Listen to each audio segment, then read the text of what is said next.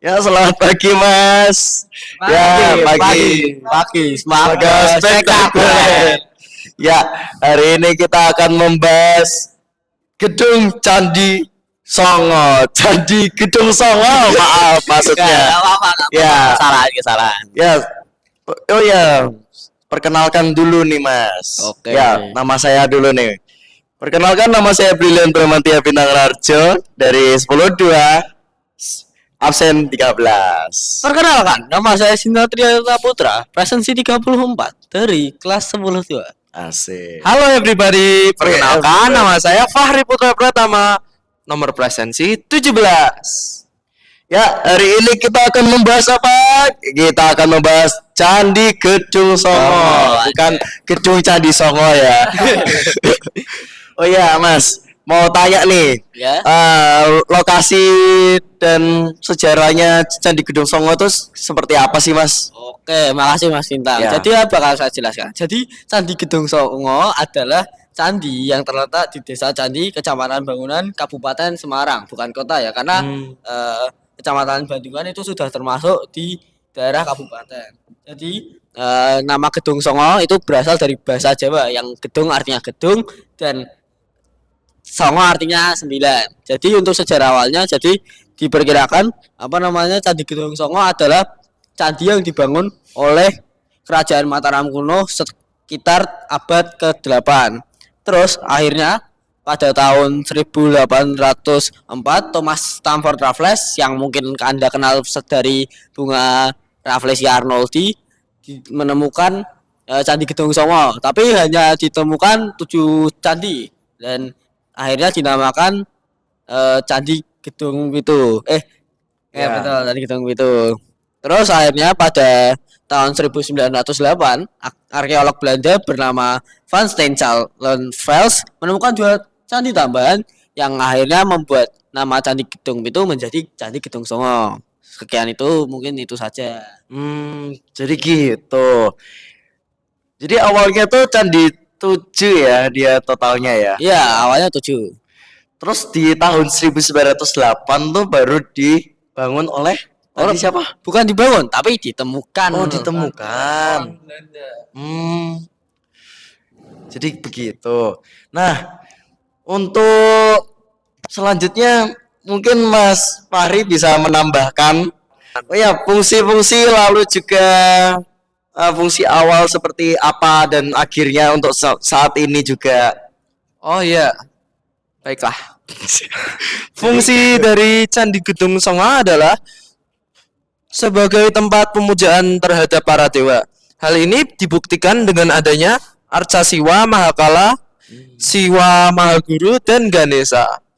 Selain itu, lokasi Candi Gedung Songo yang berada di gunung berhubungan dengan kepercayaan pemeluk Hindu. Umat Hindu percaya bahwa gunung merupakan tempat bersemayamnya para dewa. Gunung sebagai tempat yang tinggi juga dipercaya akan memaksimalkan saat beribadahnya mereka. Iya, dalam kepercayaan Hindu begitu. Orang Hindu juga percaya dengan melakukan ibadah di tempat yang tinggi seperti di gunung akan lebih dekat dengan kayangan surga mereka. Wah, itu tinggi banget ya. Surga para dewa itu kayangan. Orang Hindu tuh berarti niat banget ya sampai naik ke gunung Iya. untuk mencari para dewanya loh. Gila loh, keren. Woi. Respect. Tepuk tangan dulu dong. Nah, sekarang tuh dibuat jadi apa sih, Mas? Sekarang hanya untuk taman rekreasi. Seperti apa? Wisata kah? Iya, seperti wisata. Anda boleh coba kapan-kapan main ke sana, ayo bersama kami, ayo. Kapan-kapan ya? Kapan-kapan. Mungkin punya pengalaman ke sana atau belum? Belum pernah sih kalau Sama. Kalau saya pernah lewat doang. Ya begitu. Dan sejarahnya itu seperti apa juga selain ditemukannya pada 1908 itu, Mas? Oke, terima kasih Mas Bintang. Jadi kan itu Candi Gedong Songo ditemukan awalnya 1804 terus 1908 untuk candi ke-9-nya. Lah, itu kan karena setelah runtuhnya kerajaan masa Hindu Buddha di Indonesia dan munculnya kerajaan Islam kan mungkin candinya ditelantarkan begitu saja. Makanya mungkin penemuan itu mungkin baru ya. Nah, terus akhirnya pada tahun 1928 hingga 1929 pemerintah kolonial Belanda melakukan upaya restorasi untuk mengembalikan candi tersebut ke bisa ngomong masa jayanya. Nah, terus kan sempat terhenti mungkin karena ada kurangnya dana dan mungkin kedua perang dunia yang terlibat pada ekonomi Belanda. Nah, terus akhirnya pada era pemerintah Soeharto pada tahun 1972 hingga 1982 upaya restorasi dilakukan kembali oleh pemerintah Indonesia. Gitu, Mas. Jadi zaman Soeharto hidup kembali ya. Waktu masa kolonial berarti ditelantarkan begitu saja ya karena kerajaan Islam dan kerajaan-kerajaan yang lainnya gitu ya, Mas. Iya, Mas, karena kan mungkin tidak setuju dengan paham Hindu, makanya ditelantarkan begitu saja akhirnya sampai zaman Belanda terus direnovasi, direstorasi biar ya indah lagi lah ngomong aja. Tapi kita bersyukur loh menjadi orang Indonesia yang mempunyai candi-candi seperti itu. Wah, harus dong kita bangga. Iya. Kan ini peninggalan nenek moyang kita menunjukkan bahwa kita itu kaya dalam sejarah. Kita itu juga perlu melestarikan ya, Mas, melestarikan budaya-budaya di Indonesia. Ya wajib lah. Dan juga kompleks dalam bangunannya seperti apa, Mas? Mungkin bisa tanyakan. Untuk Mas Fahri, kompleks bangunannya itu seperti apa saja, Mas? Di Candi Gedong Songo terdapat 9 gedung songo. Iya. Terdapat 9 candi. Yang candi pertama ini berada di ketinggian 1208 mdpl.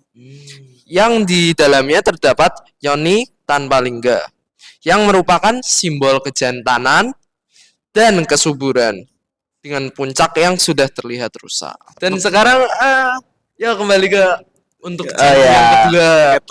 Candi yang kedua berada di ketinggian 1297 mdpl dengan bangunan yang masih utuh, alhamdulillahnya. Di depan candi terdapat bangunan yang diduga para ahli sebagai bangunan candi perwara atau candi kecil yang berada di depan candi induknya.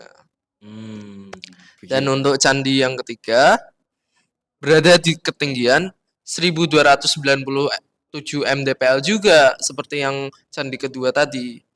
Dengan 3 candi yang masih utuh dan terdapat candi perwara, selain memiliki hiasan stupa di atapnya, candi ini juga menjadi satu-satunya candi yang menggunakan makara atau arka yang berbentuk kepala gajah, seperti Ganesha. Seperti sekolah kita ya. Iya, Wah, SMA Negeri 3 SMA Semarang. Negeri 3 nih. Wah, keren. Sekarang jadi ikoniknya SMA 3 ini, Ganesha. Ganesha adalah dewa pengetahuan. Smart people. Oke, lanjut, Mas. Oke, siap. Candi keempat berada di ketinggian 1295 mdpl. Dengan satu candi yang masih utuh dengan dikelilingi candi reruntuhan lainnya. Oh, gitu. Jadinya sebelumnya sebenarnya lebih banyak candi daripada 9 doang. Apa? Jadi apa sih yang masih utuh itu sisanya 9 doang. 9. Sebenarnya yang sudah runtuh-runtuh itu sebenarnya lebih dari 9 ya, Mas ya. Iya.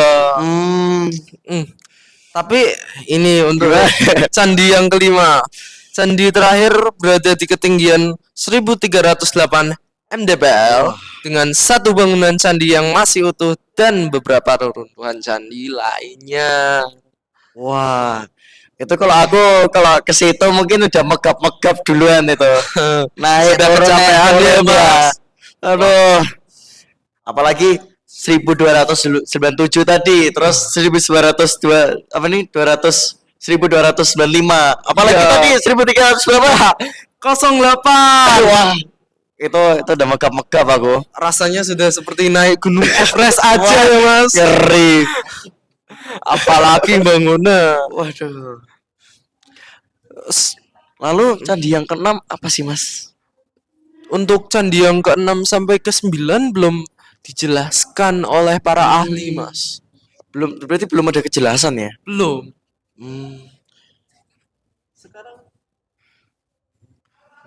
Lalu, nah, di sini kan kita sudah membahas tentang hal menariknya Candi Gedong Songo kan. Ya, Nah, pasti. saya mau tanya lagi nih Mas, fakta menariknya tentang Candi Gedong Songo nih. Fakta menarik ya. Iya. Kalau fakta menarik mungkin Ada banyak sekali. mungkin jelaskan Mas. Iya. Saya tidak tahu. I'm sorry. Mungkin kalau apa namanya fakta menarik saya kurang tahu ya. Tapi mungkin saya tahu tentang cerita rakyat yang berkembang di sana. Bisa saya jelaskan? Boleh. Monggo, Oke. monggo. Jadi kan karena Candi Gedong Songo itu adalah peninggalan ya. Iya. Kan itu juga pernah digunakan sebagai makam Sang Ratu Sanjaya Raja yang menyuruh untuk membangun itu. Lah, kan karena ada makam di sana mungkin kan ya agak sakral ya. Iya, Sak. Dan mungkin kan karena ada beberapa candi yang runtuh kan apa tidak diperbaiki atau diapa-apain. Mungkin karena ada hubungannya dengan kesakralan yang mungkin apa ya ngomongnya Ini ya, seperti sudah peninggalannya leluhur tidak boleh diubah-ubah dan ya harus menjadi monumen atau prasasti yang harus dikenang, ya kan? Seperti itu ya kan, pasti Mas? gitu Mas. Iya. Pasti ya semua peninggalan ya harus kita sayangi, kita lestarikan ya. Rini jadi gitu. Mas Bintang ini. Ya lah. Terus ada lagi nggak Mas yang menarik tentang cerita dari rakyat? Mungkin menurut saya itu aja deh Mas. Yang saya tahu cuma itu ya. Oke. Oke, itu saja ya Mas. Terima kasih sudah mau datang ke podcast ini dan mau mengajak ngobrol. Ya, sekian itu saja dari kami. Mohon maaf bila ada kata atau kalimat yang tidak berkenan dari kelompok kami. Kami akan menutup podcast ini. Wassalamualaikum warahmatullahi wabarakatuh. Terima kasih. Bye bye. Behind the scene. Merupakan simbol kejantanan dan kesuburan dengan puncak yang sudah terlihat rusak. Suburnya apa tuh Mas?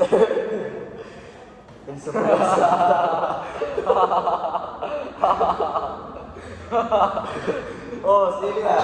Aduh. Yes.